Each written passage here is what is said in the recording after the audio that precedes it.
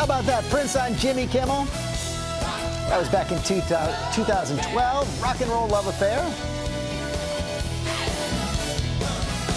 So good. Yeah, and all morning long we are celebrating his unique musical genius. This is a talent that inspired a generation in music on screen across our culture. And ABC's Deborah Roberts is here with the legacy of Prince. Good morning, Deborah. Good morning, George. Everybody seems to just be rocking to Prince's music. Whether he called himself Prince, the artist formerly known as Prince, or that unpronounceable symbol, his fans and even other musicians knew one thing, that he was a music genius. A genius who wasn't just in front of the music, but was also behind it, sharing his incredible gift.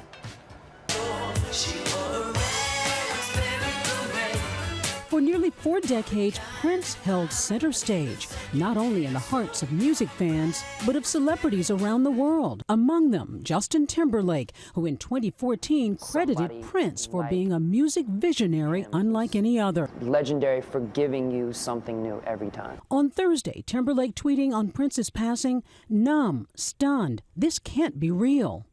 If he wanted to work with you, you couldn't turn that down. Prince gained notoriety over the years for collaborations with everyone from Lenny Kravitz to Beyonce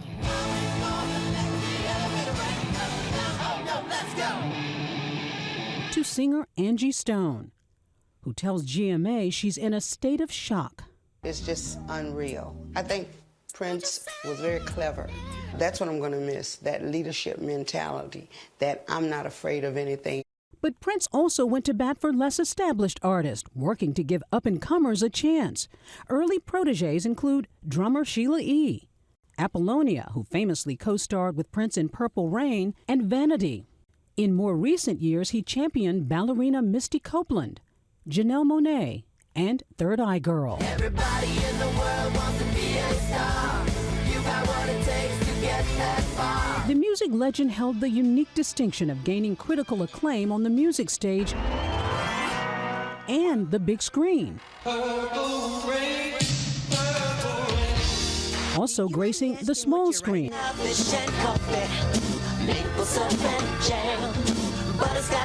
Appearing with the Muppets.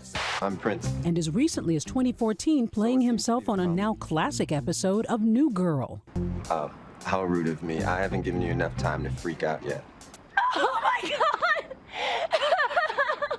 New Girl, he just liked the show. It was fun for him. He liked to do stuff like that, but I think on his own terms. Prince was a longtime supporter of the music scene in Minneapolis, the hometown he never left. Fans there overcome with disbelief on Thursday. For Minneapolis and music fans around the world, April 21st will always be a day of music unlike any other died. All good things they say never last. But it's so clear this morning, rather than grief, people seem to be channeling all of that stunned energy into celebration of Prince's incredible life. I mean, we all just seem to be rocking and rolling to the songs, right? Seeing it everywhere. We also have Kate Coyne here joining us as well, executive editor of People magazine. Chris Connolly's here with us as well this morning from Los Angeles. Deborah, let me just begin with you. You saw a lot of it there in your piece. So many talented people wanted to work with Prince. It was so obvious, George, I think, that he had a golden gut. This guy would touch people and they would become superstars. I remember being at Madison Square Garden and watching Misty Copeland dancing to Prince's music, and that was before the world really knew who she was. And then a few years later, she's now this superstar. I think he just had a way of touching people. The Midas touch. And yes, exactly. And being able to spot true talent. Very early on. Yeah, I want to bring in Chris Connolly from Los Angeles. Chris, can you talk to us about Prince's impact on MTV? Well, Michael Jackson sort of kicked the door down for African-American artists on MTV, but he was the king of pop. Prince, for along with everything else, was a rock star. He played the guitar. He had a scary attitude towards sexuality and the idea of a lot of people. He was dangerous. He just didn't look like what some people thought a rock star should look like. When he opened for the Rolling Stones out here in '81, he got booed off the stage. Took people a while to understand just how great he was. And by the time people really got to see everything he could do, his videos became a staple of MTV. And Kate, picking up on what Chris was just saying, much like David Bowie, he really did push the boundaries of gender and sexuality. Oh, he absolutely did. And, you know, I think Chris is right. He didn't look the way a rock star looked. If you look back at the Bruce Springsteens or even the Jim Morrisons of the world, you know, there was a certain masculine swagger that those guys had that Prince was not interested in. And yet he stayed incredibly sexy, I think, while also, you know, breaking all these rules, wearing high heels, lace, lots of eyeliner. ruffles, eyeliner. I mean, you know, and yet he was undeniably a sex symbol.